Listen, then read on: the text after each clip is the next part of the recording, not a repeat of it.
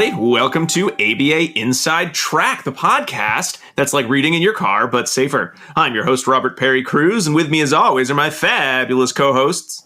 Hey, Rob. It's me, Diana. Just got that bite of pizza in under the wire before it was my turn to talk. We're real professionals on this show. He's really good at that.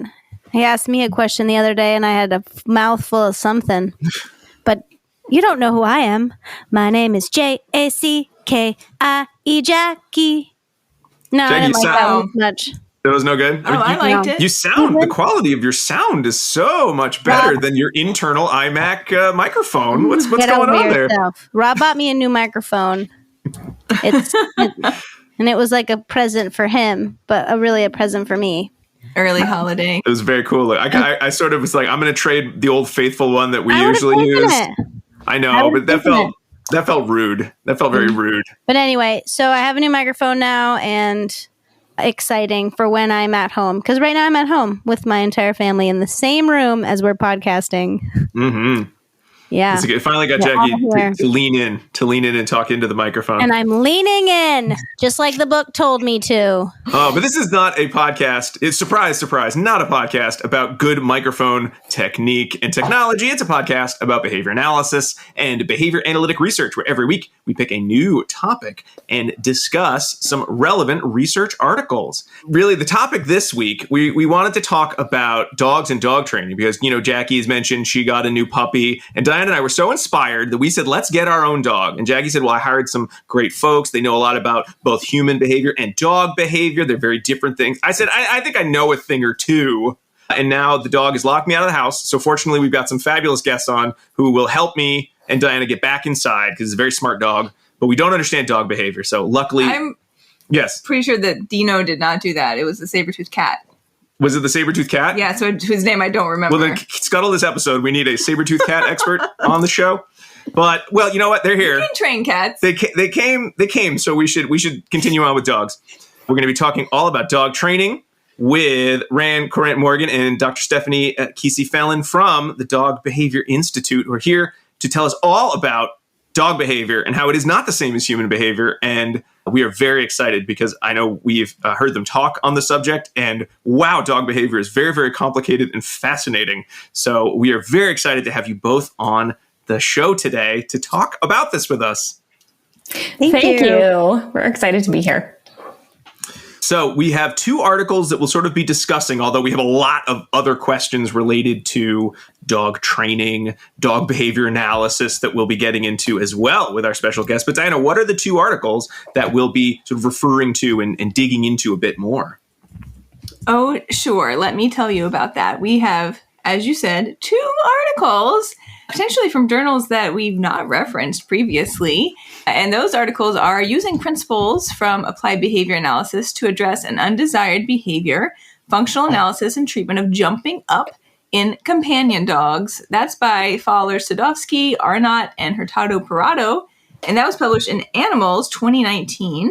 Man, I wish I had a journal. I mean, I wish I named that journal. It's like Animals. They're like, we can't think of a name. What's the most creative name we can think of? Animals. You've got it. Anyway. So discover all things animal. It'll surely fit in one journal. Yeah. And then the other one, when this article is absolutely fascinating, evaluating the accuracy of facial expressions as emotion indicators across contexts in dogs. That was by Brimhorst, Mills, Verbal, and Reimer, published in Animal Cognition, a little bit more specific, 2022. Beautiful. So before we get into those articles, let's get a little bit of background information about our guests. So Stephanie, whoever would like to go first, please tell us about yourselves and how you came to be involved in dog behavior and dog training. So I'm Ran. My pronouns are they, them, and I will try to keep this story relatively short. But basically, as a young person, I always wanted to work with dogs. And I thought for many years that vet medicine was the only way to do that. And I ended up working in the veterinary field for about a decade. And at some point, I realized that I was just much more excited to talk to people about the behavior challenges that they were having and to dive into behavior than I was to work on the more medical side of things. At that point, again, I'd been working in the vet field for a while, but I also had worked at the MSPCA. And I remembered that someone there was getting a master's or had gotten a master's in something related to behavior. And so after some Googling, I realized it was Terry Bright who got her master's in behavior analysis from Simmons. And so I reached out to her to meet with her and talk about the program. And shortly after that, my sister said, "Hey, my really good friend Stephanie is interested in vet school. You guys should have coffee." And so we went out for coffee. I think it's one of the first times that we had talked in many years, and the first time we talked more than just in passing, and had a wonderful conversation about dog training and veterinary medicine. And we ended up both applying to the behavior analysis program at Simmons, which we attended together. And I believe that maybe that was the beginning of my saying, "Hey, Stephanie, want to start a dog training business with me?" But I don't necessarily remember this, but I would say Stephanie's probably right that I have been asking Stephanie to start a dog training business with me every 6 months or so for the past, 13 years at this point, something like that. Oh, That's you are on the very short version. So you're on a very thin schedule of reinforcement. Yes, but I reinforced it. So now what businesses are we going to do next? It's to say, I don't have much to add except to that I started dog training as a teenager and kind of kept with it. I did a little bit of exploration with exotic animal training in zoos and aquariums, but that wasn't quite the right fit for me. And so Ran and I had this conversation and we applied to school and became behavior analysts and explored the world of human behavior change for quite a number of years in some similar and some different capacities before realizing that Ran was right for all those, probably about a decade at that point, and that perhaps we ought to start a dog training and behavior company. And so we started the Dog Behavior Institute in July of 2021 and have been going ever since. And it has been a blast. It's been really fun. No time like the pandemic. Really soul searching, Absolutely. History will remember it as such an economically viable period for many businesses. Well, I have to say that at least we were about a year into the pandemic when we started. And so there was already a push for remote work. And so it was not quite as hard to start doing dog training remotely as I would have thought initially. So that worked out, I guess. Yeah. That's kind of surprising that you can do it remotely. Sure can. I would say, well, I don't know about Ran because we both serve slightly different areas, but most of my clients are remote. Except for me. Except, yes, Jackie's not too far. I can't handle it. There's too many variables in my life to be remote because I won't pay attention. I'll be like, hold on. So now you have a better microphone for remote dog coaching, that's true. Jackie. So maybe now it'll work. I will say one thing that has been interesting and is also interesting about shifting between the in-person and remote clients is that we can't step in to say, here's how to do it. We have a lot of video models. There are a lot of ways to model things. I also have some tiny little figurines that I'll use to, stand this way or move that way. But it does require us to be really precise and to really slice things down into bits where our human clients can be successful in doing them sort of before we bring the dog in. And so that has been a fun skill set to develop and to notice the difference between doing that remotely and then when I'm in person, figuring out how much to step in and show them what to do with their own dog and how much to hang back and provide support to them. That's a fascinating research study right there. Yes. Mm-hmm. Well, Ran has pioneered the use of small figurines for remote work. Right? I was very resistant at first. I was like, no, I will not be using a Barbie. This was, of course, before the Barbie movie for my clients. And Ran said, but you must. And then one day I was trying to describe something and thought, if only I had them. So I feel like there's some real potential there. Well, I know one of the studies, not to jump too far ahead, but I know one of the studies, I believe it was the training, the BST and the FA for jumping, they mentioned using a big stuffed dog in their training. I thought maybe it was a metaphor for an actual dog, or the Melissa and Doug dog. You've seen those, right? Those big kind of rigidish. They're like hip height. Yes. Oh, so, all right. So they look like real dogs, 2 dogs. Right. They look like real dogs to humans, which is very upsetting when you put it in the back seat of your car after working with a client, and then you open. I mean, I can say so. I have that dog. We both have a version of it, and if I leave it in the car, I can say to myself, walking all the way to the car, "Fables in the car, fables in the car, fables in the car," and I open the door and I have let out some audible words that I won't repeat here because it's a very creepy. Like speaking of body language, it's very stiff. The eyes are wide. I mean, it is not a friendly looking dog. It's not. I've had to put a sign on mine in the summertime, like, this is not a real dog. Please don't break my windshield. Yeah. Yeah, that's what I thought Rand meant. Oh, boy. So when we kind of talk big picture about dog training and behavior analysis, sort of where is the field of dog training as kind of a subset of behavior analytic work? And kind of on the flip side, where does dog training see ABA fitting in, or do the majority of dog trainers? Because it seems like there's lots of labels and terms, and it's very different than I think most of us are used to in terms of, well, I'm a BCBA, and sort of everyone knows, oh, you probably work with autistic children, or you work with children with behavior problems. You sort of have that that reputation. So kind of where is the field now in terms of both dog training plus ABA, and then ABA plus dog training, if that makes sense? I'll start with dog training in general and say that dog training is an unregulated industry. So anybody could decide to be a dog trainer tomorrow and start their business and go, and no one would stop them. And, that creates a lot of problems. But because of that, if you wanted to become a dog trainer, so you're not a behavior analyst necessarily, but you want to become a dog trainer, there's not really a clear path. There are tons of different certifications out there with varying levels of scientific background in behavior.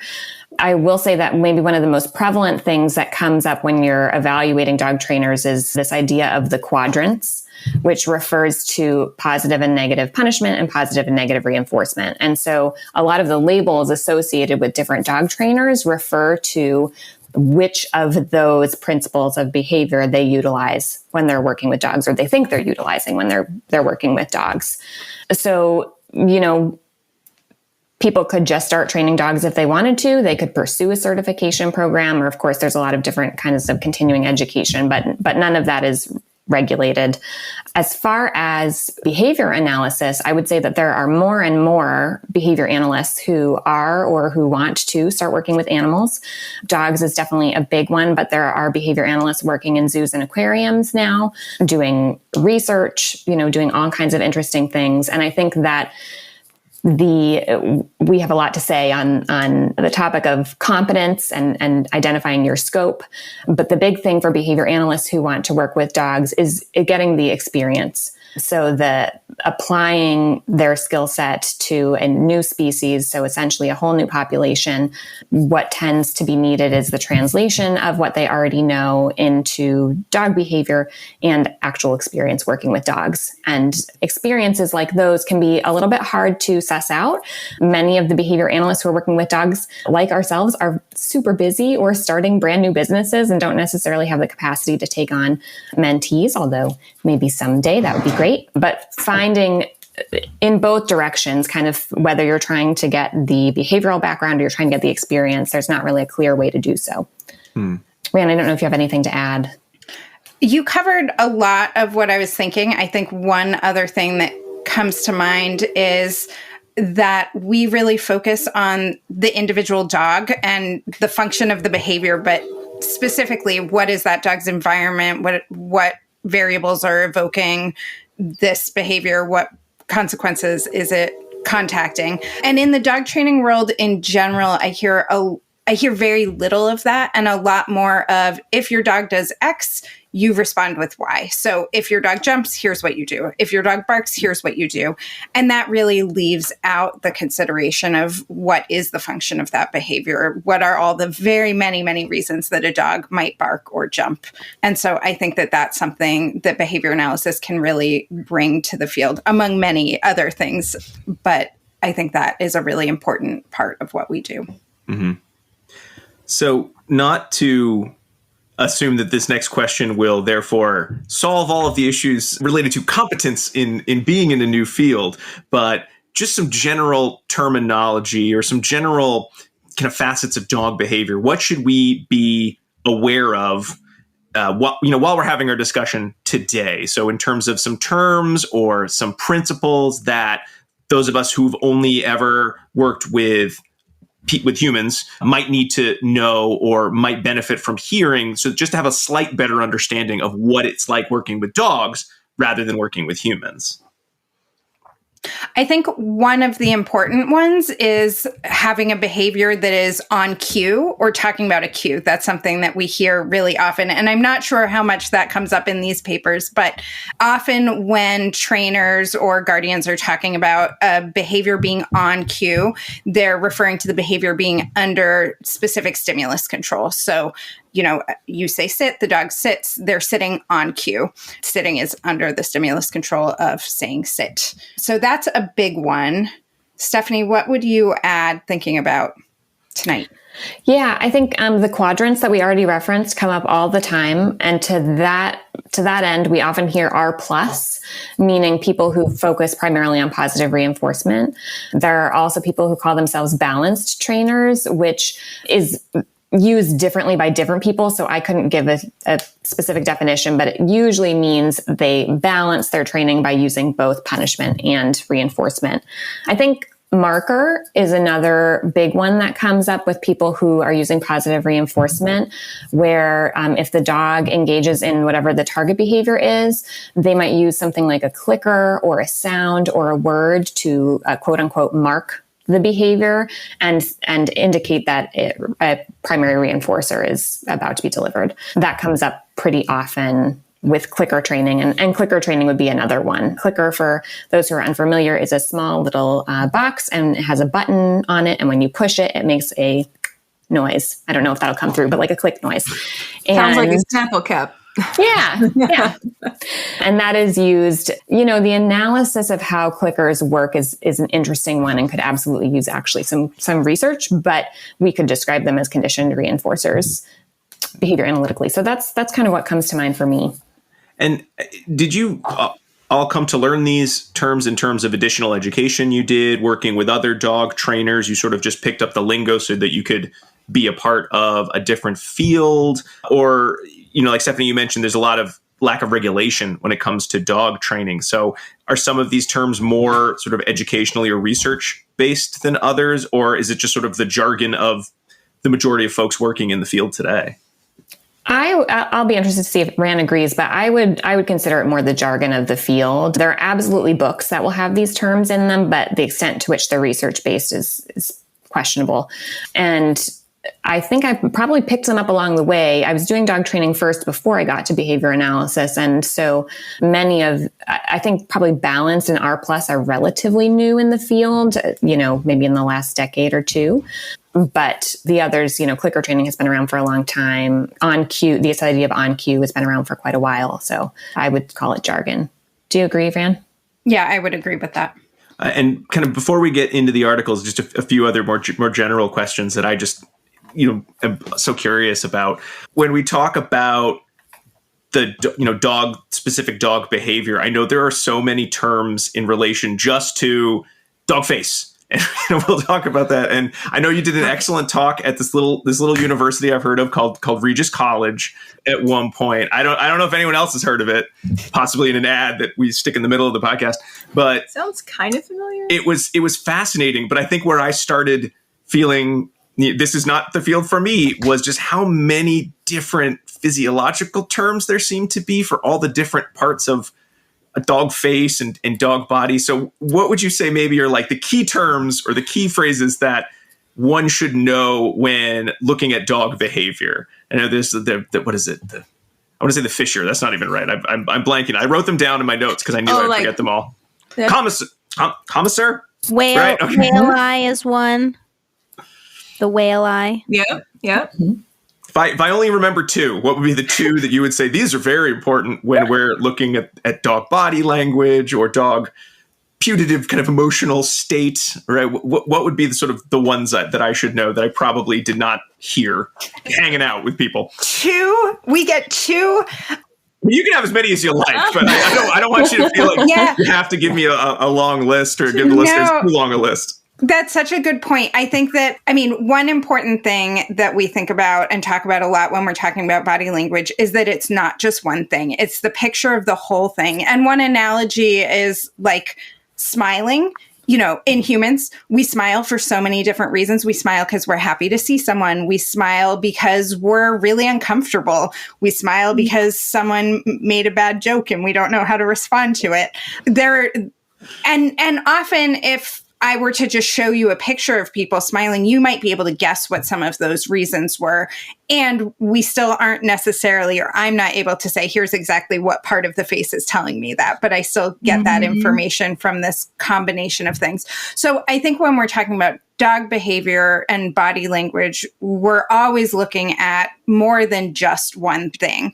But we certainly can point out a few specific things to pay attention to, which brings me to the second thing that comes to mind, which is that I think sometimes we focus more on stress signals than we do on happy and relaxed signals. And I think that's because many people don't know what they are. And so we might inadvertently be putting dogs in situations that they're telling us they're not comfortable in. And often that can precede a situation where, the dog lunged out of nowhere, or my dog was so happy and then they snapped at someone, where really they were telling us very appropriately in dog language, I don't like this, I need space.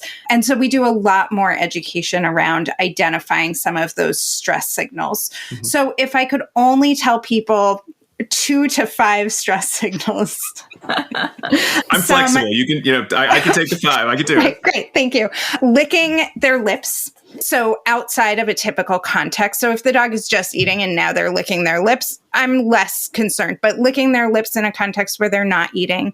The whale eye, that's where, or it looks sort of like side eye or half moon eye, where you can sort of see more of the whites of the eyes and a little bit of a half moon of the whites. And panting or yawning. Like if I saw all 4 of those things at once, I'm like, we need to give that dog space or get that dog into a different setting. That dog is having a hard time right now. And those are all things that you might see very normally in different settings. The dog just ate, so they're licking their lips. They just woke up, so they're yawning. Something is happening over there, so they're looking at it. Or it's hot out, so they're panting. They're all reasons that we might see those individually. But if we see a cluster of those behaviors, that's often a dog that is having a hard time. Stephanie, what would you add?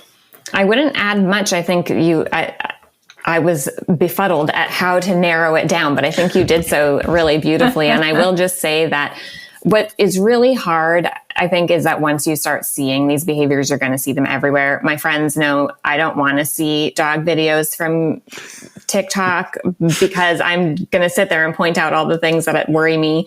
My own husband, who now can identify dog stress, runs around the house going, dog stress, anytime he sees, whale eye or panting or something like that. So I think context is the biggest thing. I guess maybe the only thing I would add is sometimes muscle tension. It's not something that you would necessarily point out, but that you would probably see along with those other behaviors. If there's a lot of kind of around the eyes, around the mouth, around the ears, sometimes we'll see that too. But I like Rand's list. I would also like to add, because we spend so much time saying watch out for these signals and let's give them space and they're having a hard time, that there are also things we're looking for when a dog is having a good time and when they're engaged, especially in training. So some of the things that we might look for there, during a training session, we'll build in opportunities for the dog to move away from us. Maybe we'll toss a treat and we'll look at how quickly are they coming back to us, or are they stopping to sniff the floor over here and to sniff the floor over here before slowly slowly meandering back?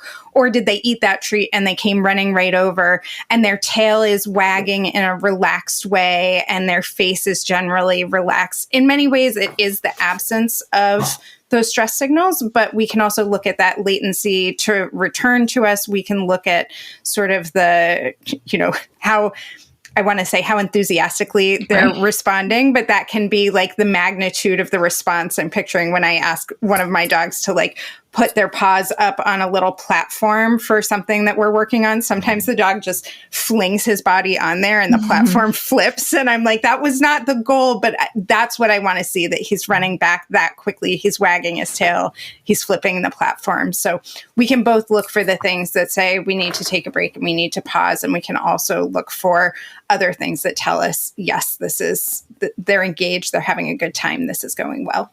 Oh.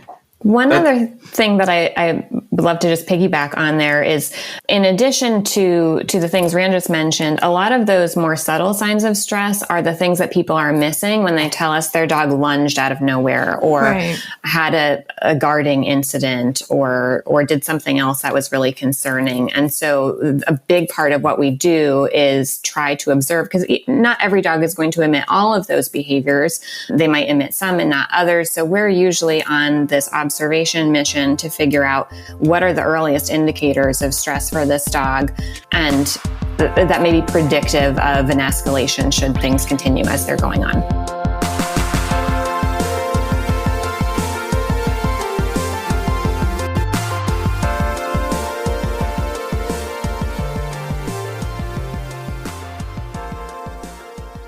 Do you want to be a BCBA? Sure, we all do.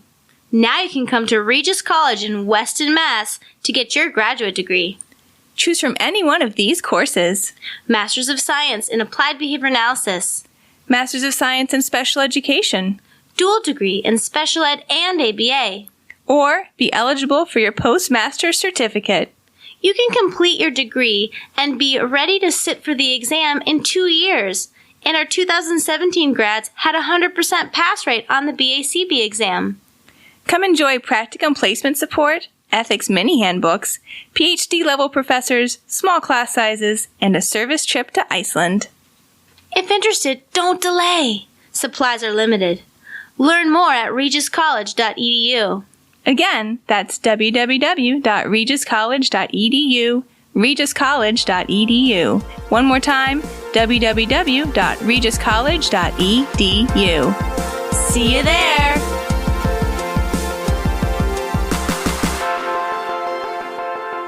Hey everybody! Sorry to pause the conversation, but I just want to remind everyone that ABA Inside Track is ACE and QABA approved. By listening to our show, you're able to earn 1 learning credit. All you need to do is finish listening and then go to our website, abainsidetrack.com, or click the link in the podcast notes section of your player. It's right there. It'll take you right to the page, and you can enter in some key information, including 2 secret code words provided by our special guests. And the first of those code words is Kirby, Kerby, short for Kerberos. And in case you hadn't figured it out, that is a dog name. Which of our special guests' dog is it? I don't know. You'll have to figure that out yourself. But it's not needed to put in as a code word. Just need to put in Kerby, Kirby. All right, back to the episode. My last sort of general training question, and then I'll have all I need to start my own unregulated dog business too. So maybe by tomorrow. No, I joke. What are some of the tools that are needed when doing dog training? So certainly, and Ren, you mentioned that you do most of your training remotely. So some of them would be things that we'd expect, like a camera that can move around and follow the dog and a microphone. So sort of beyond that, though, do you need a fancy pouch with lots of treats in it? Do leashes need to be a component of the train? What are the other tools that you usually have with you when you're embarking on sort of analyzing, what the problem the owner is having with the dog, or what problem the dog is having with the environment, or is it more just the natural environment? Whatever's there is what you need. I would say that I think I don't go anywhere without a treat pouch, because we use food so often. Yeah, it's such a. I'm glad to hear that, Jackie. That means I did a good job with. You did a great job convincing you on that, or I don't know if you needed convincing, and there are so many different kinds, picking out what works for you is fine. But the ability to access reinforcers or potential reinforcers at a moment's notice is huge. So the treat pouch makes a big difference. So I would say that's a big thing. And of course, treats that are appropriate for the dog. And we could spend all day talking about that. But in anything kind of beyond that really depends on what we're doing. So if we're going to be going out in the world with a dog, I think most of the time we are looking at dogs wearing harnesses, sometimes collars, leashes of varying lengths. If we're doing stuff indoors, we might need little platforms or a mat or a bed for the dog to lay on. We use clickers a lot, but not always. So that would be something that we would include. If the dogs like toys, like tugs or balls or things like that, we'll have those on hand. Of course, we have our giant stuffed dogs that we carry around in our cars, scaring ourselves and others with. And yeah, I'm just thinking through kind of what I keep in my car and what I have usually around the house. What would you add, Ran? Yeah, I'm thinking of some things that sound really weird, but are actually like very normally used in some of my day-to-day work with my clients. So one that I have used with some of my clients is a metal colander. I've done a lot of work with some scent work with some dogs with that. My wife is like, will you please stop taking things from our kitchen to use in dog training? I also use a lot of empty paper towel tubes and toilet paper tubes for dogs to shred or do stuff with things for enrichment activities. We have some targets, like little, if you've had a kid who plays soccer, they look just like those round targets that you put right on the ground. They're a little bit heavy, flat circles of different colors. And we use those for a number of different exercises, whether there's something that the dog is going to work with or just a marker for the person, walk from the green one to the red one, something like that. And then depending on the case, a ton of other things. I had one client where we were working on getting into the car. And so we ultimately decided that they would be going into a crate. And so we had different approximations of a crate, and we had steps that we were using in the house and outside the house. And then we had a number of things because the car moves and it's not fully stable. So we needed to be able to put the crate on something in the house that was a little bit unstable. So it's really, in many ways, an absurd amount of things that we have for what we're doing for dogs just to move through daily life. Some things too, remember, like funny hats, glasses, like all the costumes that you could possibly wear. Stephanie came to my house in some real numbers. I should say that we were specifically focusing on socialization. So we were helping Dash try to experience all of the different ways that humans might appear in his world. So yeah, I had forgotten that we did that, but and we also have a fascinator, little hat from a wedding I went to. We have like a stuffed cat that we'll use. I also have a few different muzzles that I might use with different dogs. We have a number of dogs who will need to wear muzzles for different reasons. And so I have some in different sizes that we'll bring in. And some of that is really just for the people to look at and say, oh, I like the look of this, or this is the right size, before they get their own stuff. I thought you were going to say this is the muzzle for the people. Like, you're getting in the way. Put this on for a bit. We'll come back to you. I don't know, not a lot of social validity on that treatment. We collect all of our toilet paper rolls to give to Jackie. I know. I was going to say I learned something new on this podcast every time. And what I learned is, why do we have a bag of toilet paper rolls at the bottom of our stairs that I know for Jackie, but why? I could have asked. I didn't. Now I know. It's how I take a shower every day. Oh, all right. Well, let's get into the articles. I think this will give us some more detail as to sort of the general. Can I ask one more general question? I guess you can ask one more. It's not on the list, but you may ask it. To give everyone some context, what are the reasons that you might have a dog referred to you? That's a great general question. Oh, yeah, that is a great question. We usually see dogs that have challenging behavior of some kind or another that people are having a hard time managing or living with. And that can be a whole range of things: separation related challenges, guarding, reactivity, all different kinds of things. We also sometimes get referred from veterinarians. So we've worked with a couple of dogs that have some complex medical needs and behavioral challenges. I would say that probably makes up the bulk of our private clients. Rand and I also do group classes that are online, and those are typically tailored towards a certain subject. So Rand will maybe want to talk about muzzle training or scratchboard stuff. Yeah, so I have a group class on muzzle training. Again, lots of dogs that might need or we want to have them wear muzzles for different reasons. Some might be a bite history. For a lot of the dogs, it's that they might scavenge on walks and maybe they're eating things that might be risky. For some dogs, it's that people really want to pet them and the dogs don't necessarily like to be petted. The dog isn't dangerous, but the muzzle can serve as a sign that is recognizable that says, don't approach this dog. And across the board, we're looking for the dogs to see the muzzle and be like, score, I get to put that on my face. That's really the goal underlying the muzzle class and all of our classes is how can we incorporate joy? How do we do this training and have really happy dogs while we're doing it? So that's a group class that involves some one-on-one coaching. I also do a scratchboard class. So a lot of dogs have a really hard time having their nails done. And for many people, they will take them to their vet, have them sedated, and have them get their nails done under sedation. And that has its own risks as well as, financial investment. And it has to be done pretty frequently. So one potential solution to that is to have the dogs scratch basically like a giant nail file and do their own nails. And what we find is they also love that. And a lot of dogs pick it up really fast. I've developed a way to have dogs do it with their hind nails as well. We don't have anything for their dew claws or thumbnails. I have no answers to that one yet. We'll get there. But those are two of the specific topics that we do group classes in. I also have a class called Growing Families that's designed for families that have a dog and are expecting a new baby in the home and sort of preparing to take care of the dog and the baby. What does an introduction look like? How can we make this process as smooth as possible or set it up to go as smooth as possible because it's going to be hard. Even if you don't have a dog, it's hard. So that is less training, but more planning and thinking about what does this look like. And then Stephanie also does a group class on Control Unleashed, which is a specific program. Stephanie and I are both certified Control Unleashed instructors. So we went through a program with the person who developed this.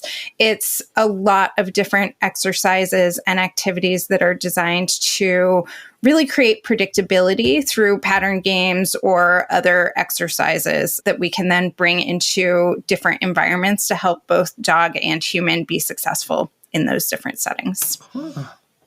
So a lot of different topics from sort of both ends of the dog human needs when it comes to those relationships. Excellent. Yeah, Rand and I like too many things. We have not been able to fully specialize, so we do a little bit of everything. Just the one other thing that I don't think has come up yet is that we also have classes just for humans. So we do a number of classes sort of bringing some more behavior analysis to dog trainers. Many dog trainers are familiar with a lot of the ideas, but might not know the language or might not have heard some of these things as technically as we did in our master's program. And so we do a few different courses talking about that. And we have dog trainers join. We have behavior analysts join who are interested in like, how does this apply for dogs? And then we also have a number of wonderfully nerdy dog guardians as well who join us for these. Nice. Well, I think speaking of terminology and bringing behavior analysis further into the field of dog training, I'd love to talk more about the Fowler Sadowski and colleagues 2019 article on dog FAs. And now, for folks who have read a lot of papers on FAs, it's probably not hugely different than humans, at least in the sense of, there are 4 conditions and you go through the conditions. There's specifics to the dogs, but kind of bigger question, how have dog trainers done, responded to dog challenging behavior over the years without having any sense of behavioral function? Because I know in the introduction to the article, there's a whole section about how many dog trainers sort of just kind of focus on what they're seeing, maybe the topography, and then here's some techniques you would do without knowing context, without necessarily knowing the function of the behavior. I mean, it must have kind of worked in the past. So I guess the question is, do we need an FA for dogs? Is that needed in the field? I would say yes, but that's somebody else saying that question. Good thing he said yes, Rob. Good thing you said Of course yes. I say, well, what am I going to say? I don't believe in these FAs. I've heard so much of, no. I'm down. Don't look at me. I'm not trying to be a dog trainer. I would say definitely yes. We, Rand and I both have conducted FAs as part of our work, but I think some things are a little bit different. Many things are the same. So typically we are using observation, caregiver interview to sort of inform what our hypotheses might be. I don't know that either of us have done a full FA on either of the any of the dogs that we've done them with. We're typically identifying, we think it may be this function or that function, and looking at how efficiently we can get it done. Because although we're not working with school boards or IEP teams or insurance companies, we definitely have constraints as far as resources and how much time we can put into this process. So we're trying to conduct efficient functional analyses. And to that end, we're usually doing single function tests, maybe looking at synthesized contingencies. It just sort of depends. But it's not something that we do for every dog. So sometimes our observational data or interview can give us a really good working hypothesis, and we feel comfortable developing a treatment for that. So it's absolutely something that we incorporate. As far as how people did it before, I mean, Rand and I both worked with dogs prior to being behavior analysts, and it's hard to remember back that long, but it really was very prescriptive. So for X, do Y, and hope that it works. I suspect that that probably leads to a lot of aversive control, use of punishment and negative reinforcement contingencies that wouldn't necessarily be needed if we were more clearly identifying function and designing our treatments that way. Yeah, I guess that's what I would say. What do you think, Rand? Mm-hmm. Yeah, I would agree with that. I don't know that I have anything to add. Okay. Well, I definitely hear parallels in your question to the field that we typically work in, because working with individuals with disabilities preceded function-based treatment. So it was BMOD, right? Behavior modification, and just applying whatever reinforcers you had or whatever punishers you had to strong arm behavior the direction you wanted it to go. Mm-hmm. So probably a lot similar. Yeah. But we have better ways to do things now. Yeah. The benefit being, if you have that, if you understand the function, you can develop an individualized treatment with a focus on that reinforcement. So same for dogs. As for humans. So when you have run FAs with any of your clients, have there ever been times when you knew just from either the danger of the behavior or something about the context that, like, we're just going to do the interview and then we'll maybe do a quick hypothesis test as part of the treatment? When you said this would not be appropriate, like we would not do an FA for this behavior or this type of dog. Usually the times that I've ruled out an FA, it's because I felt like I was pretty confident about the function going in and not because of the severity of the behavior or the context. But I will say that, we do have similar safety concerns. And so, if we're looking at dog-dog interactions, we don't really know the ways in which some other dog might be reinforcing challenging behavior, and we can't manipulate that. We can't employ the other dog and say, "Hey, could you engage in these facial expressions whenever he barks at you?" I mean, we can dog confederate.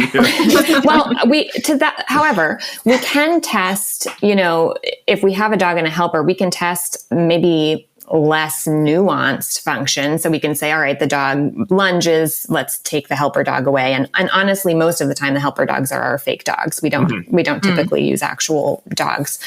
If there were maybe kids involved and we were looking at a dangerous behavior, then we might have to think twice about that. But I haven't had that really come up as often. Yeah, I'm sort of thinking your question of would we rule it out? I think that in many cases, we're not necessarily considering an FA because we have a pretty good hypothesis based on all of the information that we have. And the times that we have done FAs or a treatment analysis, for example, or when we're really not sure, I think in most, if not all of the cases, it's been, is this behavior happening for attention or for escape?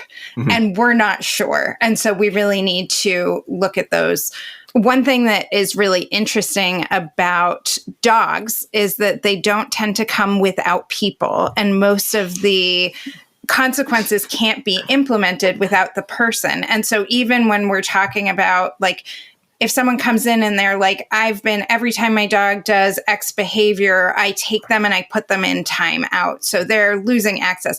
There's still that whole period of time when attention is being implemented. And so even if that was impacting the behavior in some way, there's always that interaction component. And then the other piece of it with the dogs and the humans is I see a lot of reactive dogs. So people who are saying, I'm taking my dog on a walk and it's barking, lunging at people or cars or other dogs. Dogs are rarely seeing other dogs out in the world without a person. So yeah, I've put together a number of ABC data sheets for people to check off. And I'm like, okay, a person, check. A bike, check. A dog. And it's just not usually something that comes up. Sometimes in a yard, sometimes an off-leash dog. But that's another interesting piece of it, is we often can't sort of separate the dog and human together. Mm-hmm. I would also say that the automatic or sensory function can be a bit of a challenge when we're talking about functional analyses for dogs, because those tend to be implicated in a lot of behaviors that we might describe as instinctual, where we have dogs chasing, wildlife or wildlife approximated things like small humans running around. My dog Kirby is the master of rolling in gross, disgusting things. And so there are a lot of reinforcers out there that the analysis just becomes a little bit tricky. I feel like we deal with automatic and sensory reinforcers quite often in our work. I wouldn't necessarily, I think for me, it comes up most often when I'm thinking about respondent behaviors and sensory reinforcement. Well, I kind of lost my train of thought there, but I will just say that it seems to make things a little bit complicated when we're designing FAs if we think that might be relevant. Mm-hmm. Yeah. So in kind of, reading over the Fowler-Sadowski article, I mean, is this sort of how you similarly tend to approach? It doesn't sound like this is exactly how you would approach a situation, in that this was very much, here are 4 conditions. It was jumping up is the problem. So they had a number of labs, and they would jump up and they would, the owner would give the dog attention, or they would give them their favorite food, which to me also made it seem like, well, of course the dog's going to keep jumping up, and she'd be like, look, your favorite things. And, they did an escape, which I guess they were having the dog do tricks or, sit or stay. I can't remember if they were that specific. So very much like what you would expect with an FA with a human. And then from that, they talked about how they're going to use NCR treatment, and then they use BST to train the owner. I mean, it sort of felt like, the point of the article did seem to be more of, there is a way to approach dog problem behavior in a way that is maybe more systematic. But I mean, were there pieces in there that's not usually what it would look like when you're working with a client and their dog, or pieces in there that, yep, it always kind of looks like that. That's how we always do the attention condition. What in there sort of jumped out as, business as, you would usually do it?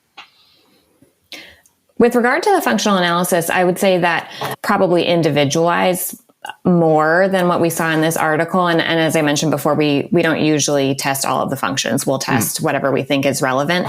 The other thing is that in this article, they did use statistical analyses, and they were able to do that because they had a lot of sessions per condition, which is way more than would be practical for us. Be like and $1 million. It would be like, you're gonna have to charge me $1 million to do this. Yeah, it was very lengthy, and I think it was, as you were saying, Rob, because I think if I had to guess, it seems like this is an article about how we can apply behavior analysis to the treatment of challenging behavior in dogs. Right. But practically speaking, it's not a very pragmatic approach for us. I would say, though, things that are similar are that we use our results to develop function-based treatments. We train caregivers to implement those treatments with I don't think either of us do a strictly behavior skills training model, but we include a lot of components of that when we're teaching people how to implement what we want them to do. Yeah. Yep. Modeling. Yep. And role play sometimes. I think for us, written instructions usually come at the end. So they're not always something that we provide, we'll often describe vocally, verbally. We might have them practice something without their dog present. So that process is all very similar. The other thing, and I don't know if you'll agree, Rand, but I think that we often provide treatment packages. So I don't think that there are very many times where we say, this is the intervention, we're just doing this one thing. In addition to whatever skill building we're intending to do, we are always providing management and prevention recommendations and enrichment. And I think that's something that we don't necessarily talk about enough when it comes to dogs, and where behavior analysts might stumble as they're trying to apply what they do with dogs. We really need to be thoughtful about, are this dog's needs getting met, and what are dog needs? A lot of the behavioral problems that we see are things that dogs do very normally and that are species typical behaviors and are happening because we aren't providing appropriate outlets or we're not meeting a need with enough regularity. So one of the reasons that I liked this article was the use of non-contingent reinforcement and thinking about how often is the dog accessing attention.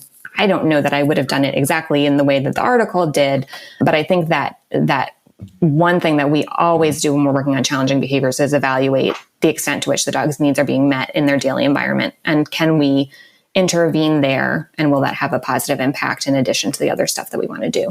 Mm-hmm. What do you think, Ran? All so beautifully said. Thank you. Every time I listen to you talk, I'm like, I get to work with Stephanie. just such a reinforcing article, reinforcing audiences for each other. We're just like, you're great. No, you're great.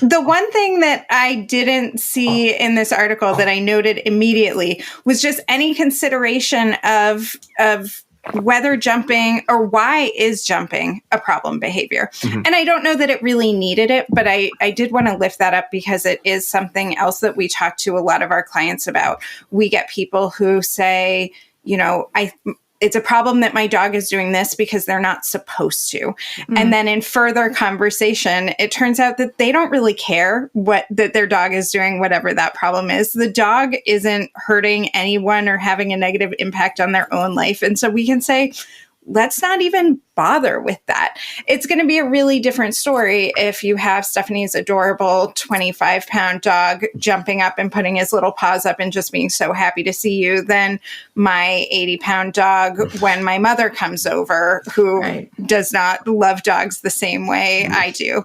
And so those might be situations where, given our circumstances, we would respond to that behavior differently. But I do just want to explicitly mention that there aren't always inherently bad behaviors. I think that there are many dogs who can jump up their whole lives, and that is totally fine and not a problem at all.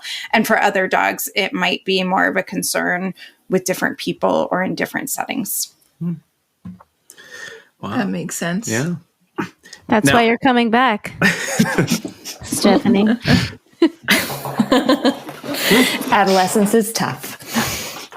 That's true. That's true for all organisms. Well, maybe not all organisms, but dogs and humans definitely. I don't know about fish. Snails. Fish adolescence can be tough. I don't know.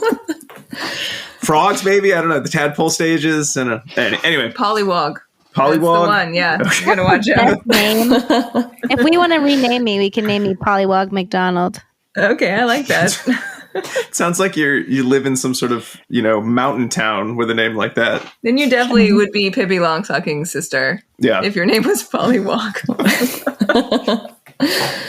Now, we didn't talk too much about the Brenhorst study, and we did talk a lot about sort of what we're looking for in terms of dog emotional state and some cues. I did want to bring up, though, it did seem like some of the take-home points from the study related to the fact that we can't read dog minds, and it's a bad idea to be like, well, that dog looks like he's smiling at me. Let me stick my hand right in his face. I'm sure this is going to work out great for me. But I was just curious, have you ever done a dog preference assessment? And if so, did you use the cool preference assessment machine that was in this stuff? Because you didn't mention you have a giant machine that allows dogs to see items and then they can't have it. Article was wild. It was really. Do you want to do a quick elevator pitch on what it was? We don't need to go into. I'm not exactly sure what I read. Yes, I have done many preference assessments. I will say that with most of the dogs that I am working with in sessions, when I'm with them in the session, they're usually pretty pumped about everything that I bring. There's not a lot of needing to assess preference. They're enthusiastic, they're engaged, but I've done a lot of preference assessments with my own pets over the years.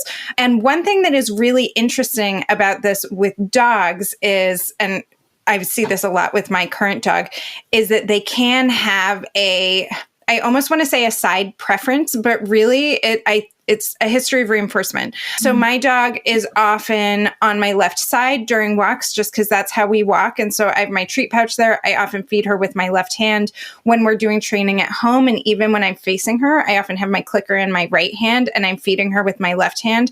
And I want to say 90% of the time, if I do a preference assessment where I hold two things out to her, she takes what's in my left hand. And it doesn't matter. I can switch what they are. I can offer her nothing good in my left hand and something awesome in my right hand, and she'll still take what's in my left hand. So some ways around this are to lay things out on the floor, but there's also, for a lot of dogs, they are battling with a history of reinforcement or a history of punishment. So some dogs, we lay 3 to 5 things out on the floor. They're going to snatch the first one they can get to and take off with it. And so I actually really love seeing when my dog evaluates each specific thing that I place on the floor. And then she comes back and delicately picks one up and carries it into the other room to eat. And it's such a specific choice, but it takes a lot for me to set up the environment so that she can actually make that choice. I will also say a couple of years ago, probably mid-pandemic, Jackie and I went hiking with her dog Lily and my dog Beacon. And Beacon gets raw meat morsels. I bring string cheese, peanut butter, literally a can of cat food. I bring good stuff on my walk. And Lily has some health stuff. And she gets little dry milk bones. They're the $2.99 variety. They're so bad. The generic? I often walk with friends who also have really high value treats. And so Beacon will take a treat from me and then she goes to whoever I'm walking with and is like, I need what you have. And she does it every time. And she was so pumped for those milk bones, which she will literally spit out if I give to her. But I'd call her over, I would give her her little piece of meat, and then she would turn to Jackie and be like, I'm ready for my milk bone. Right. And just so happily gobble down that milk bone. And obviously that is not specific to a preference assessment, but it's another example of where I really see a history of reinforcement impacting how our dogs respond when we present food to them, and that it's not necessarily fully indicative of the preferences in that moment. Excellent. And context matters. Yeah. Context really matters. And that seemed to kind of be a lot of the big takeaway from the Brenhorst study in terms of as much as they wanted that magic. And this is when the dog does this, happy, when the dog does this, frustrated, or it's frustrated, anticipatory, and it did seem like that context was still really, really king when it came to how you could read the dog facial expression, except for the ears seemed to be a pretty good, at least for the breed of dog. I think it was Labs again in the study. Mm-hmm. So I don't even know dogs if that would have different kind of ears. I get other dog with other dogs. Like a Snoopy dog. I love Snoopy dog ears. So could you just make a whole career out of publishing this exact article with just different breeds of dog every single time? You find us funding. Right. You get your own cool little anticipatory treat delivery machine that would make the dogs mad. They're making a lot of guesses too, it seems. Of course the dog's excited when they see the treat and mad when they can't get the treat, which... Right. Okay, maybe. They stamp their paw. I will say Stephanie and I met briefly before this meeting, and my dog came in and stared at me And then she started stamping her little feet, like doing this skippy tap. And it's totally just a behavior that has contacted reinforcement in the past. If I do not respond to that, then she starts scratching the walls. She has figured out which behaviors I cannot ignore when I'm sitting at my computer and talking at my computer. And it's very effective. But I don't know that I would say that she's frustrated or mad. I think that there's a history of reinforcement there. It's like a different type of hey, right? It's like, hey, Right. hi, hello. It's not mad. It's like, how can I get your attention? You must have not seen me do my little tap. Yes, right there. All right. Well, I think a couple other questions, but I feel like they're best answered in the dissemination station. Jackie, I'm going to say that was some on point Foley today. That new microphone, really. I got like a basso profundo. It was very good. Very good. Well, I'm glad that you bought this for me, so thank you. So, I think a question that I had after sort of reading through these articles, and they talked about how could you use a preference assessment with dogs? How would you do a dog FA? How would you use NCR with dogs?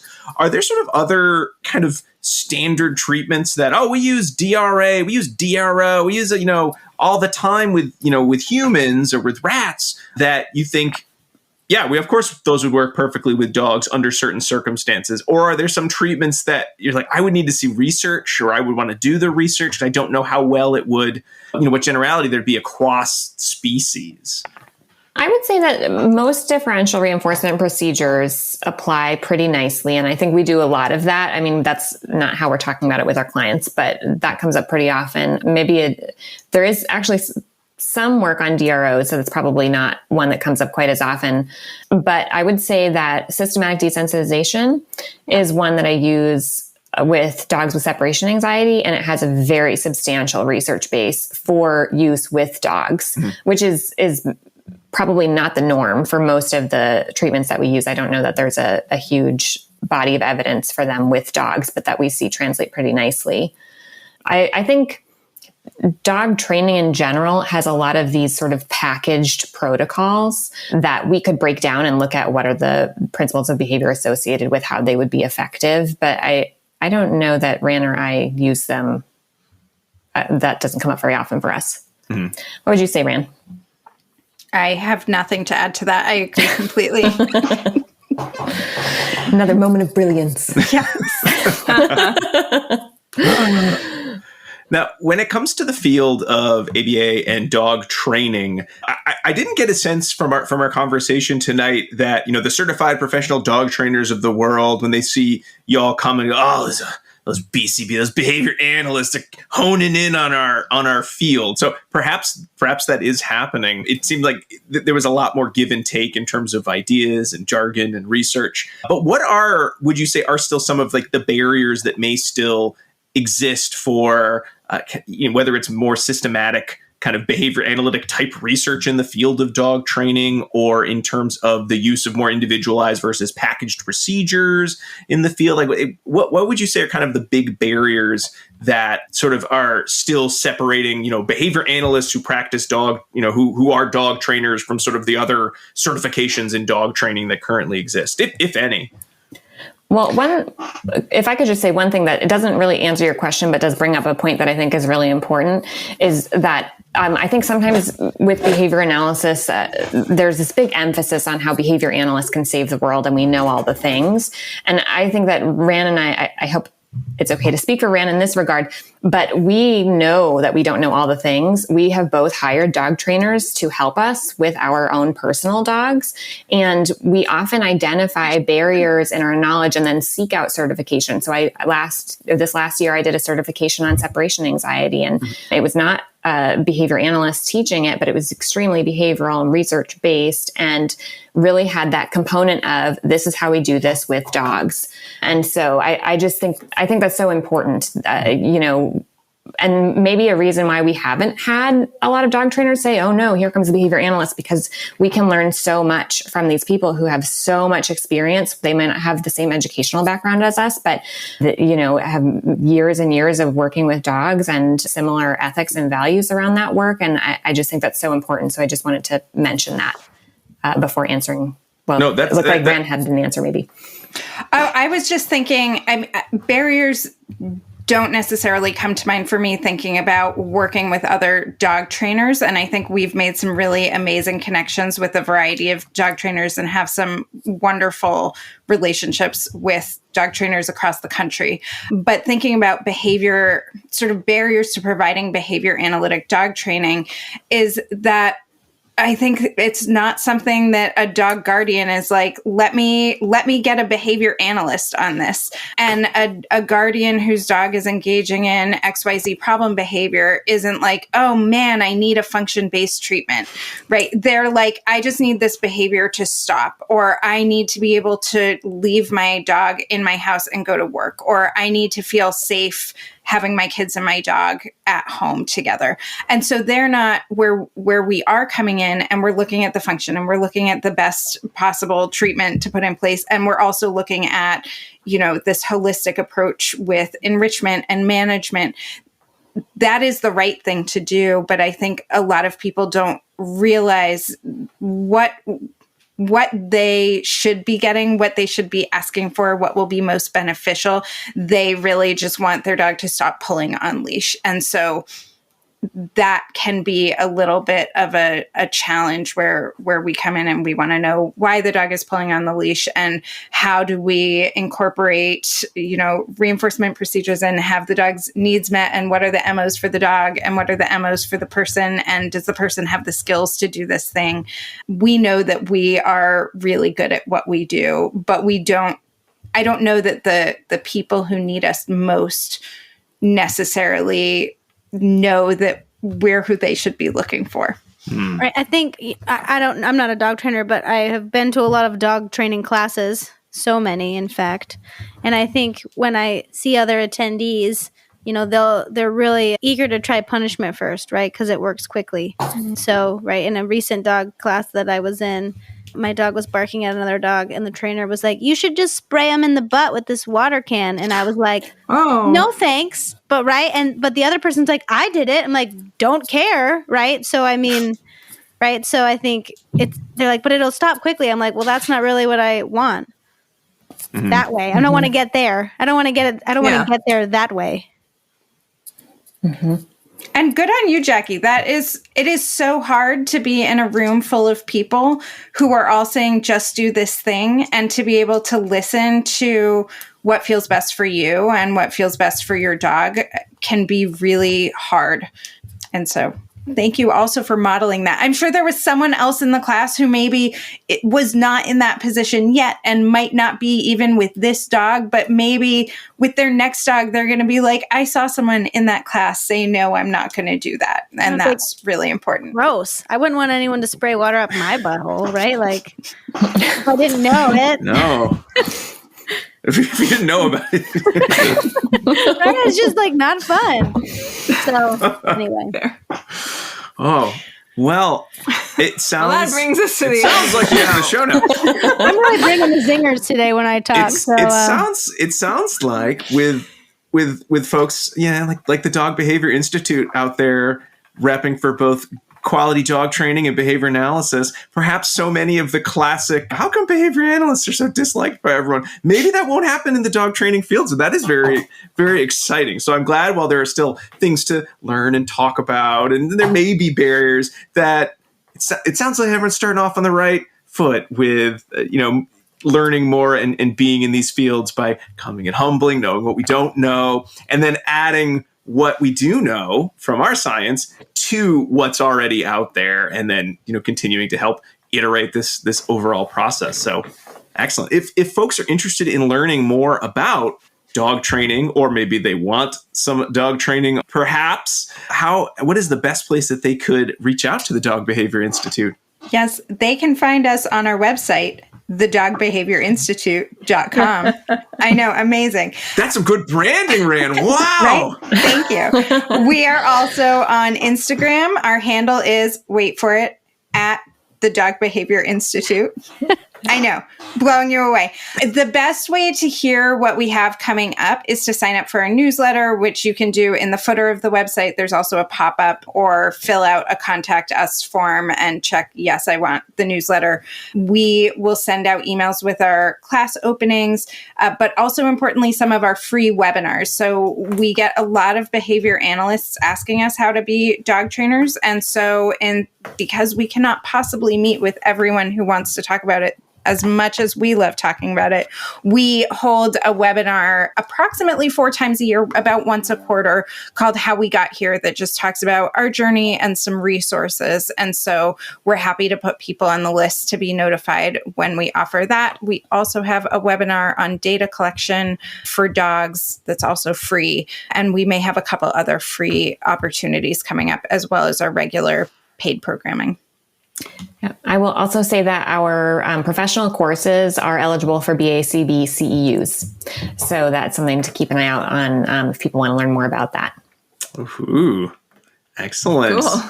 Well, Ran Courant-Morgan, Dr. Stephanie Kesey-Phelan, thank you so much for coming on the show and talking all about dog training and all the fun that goes into the training, as well as all of the additional training that one has to do to become a dog trainer. So, folks, if you want to learn more, the Dog Behavior Institute is the place to go. I hope you enjoyed the episode and learned a lot, but please don't be like me and start your dog training company tomorrow. You do not have enough information yet. It won't go well.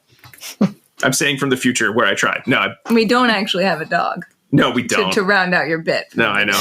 I don't know which bit. We had some technical difficulties. I don't know which bit even made it into the show. But all the content in the middle, that we know was there. Well, thank you for having us. This is really fun. Thank you. We want to thank Ran Courant-Morgan and Dr. Stephanie Kesey-Phelan one more time for coming on the show and just spending so much of their time telling us all we wanted to know about dog training. But we had a lot more we want to talk about. So hopefully we'll have another episode on the subject in the not too distant future. But before we finish the show, we've got one last segment. It's pairings.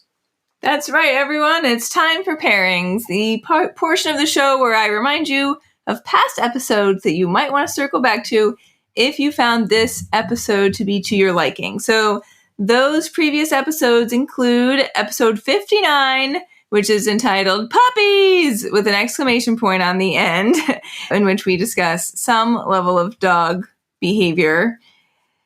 You might also want to check out episode 237, which was a grab bag, in fact. But Jackie reviewed an article, remember that one, about assistive pets? Mm-hmm. Yes. So you could check out that one. We did another one about dog. No, it's child desensitization to dogs. Sorry, I was going to say that wouldn't be quite relevant. I didn't include that one. But I did include episode 211, which was Variety and ABA with Dr. Matt Normand. And you could also check out episode 1002. The 1000 episodes are book club episodes. So that is a 2-hour episode in which we review the book, The Other End of the Leash. That the book is by Dr. Patricia McConnell. I always want to say Life on the Leash. That's wrong. That's what your t-shirt says. Yeah. The Other End of the Leash book club. So you could check that one out. Life off the leash is what your t-shirt says. Does it? Or you chase the big dogs off the porch. I don't remember. It's a lot of t-shirts. And then I also like to recommend a snack to go with these episodes. And so our snack for today is peanut butter cookies. Do you know why? Because dogs love peanut butter. Dogs and humans. Everyone can enjoy a peanut butter cookie, assuming the ingredients that it was made with are safe for you. I was going to say, everyone can enjoy a peanut butter cookie? No, you could make some other version. And you can make them for dogs as long as they have dog-safe ingredients. Excellent. Yum, yum, yum. Very nice. All right. Some final thanks to wrap up the show. First of all, thanks to you, the listener, for listening to ABA Inside Track. If you like the show, we'd really appreciate it if you subscribed on Apple Podcasts, Spotify, wherever you like to get podcasts. Maybe leave us a review. Ideally, it's 5 stars. If you want to give us less, email us first. We'll talk it over. No, you leave us whatever review you think is correct. based on your opinion of the show. You can also find us in a lot of other places, including on social media as ABA Inside Track. You can go to our website, abainsidetrack.com, to find links to all of the articles discussed on our episode, as well as all of our previous episodes and to places to purchase CEs. And if you want even more ABA Inside Track content, including the early versions of those book club episodes, you can go to patreon.com/ABA Inside Track, where you can subscribe at the $5 or $10 levels to get access to polls, to choose an episode every season, and to get access to those book clubs, those 2-hour-long book club episodes, as well as to get some free CEs. Again, that's patreon.com/ABA Inside Track. We also want to say thanks to Dr. Jim Carr for recording our intro, outro music, Kyle Sturry for our interstitial music, and Dan Thabit of the Podcast Doctors for his amazing editing work. And don't forget our last secret code word. It's Beacon. BEACON. Again, it's the name of one of our special guest dogs, or you could think about the light that you would see maybe out on the ocean or on a mountain or whatever. However you want to remember it, it's Beacon. We'll be back next week with another fun-filled episode, but until then, keep responding. Bye! Bye!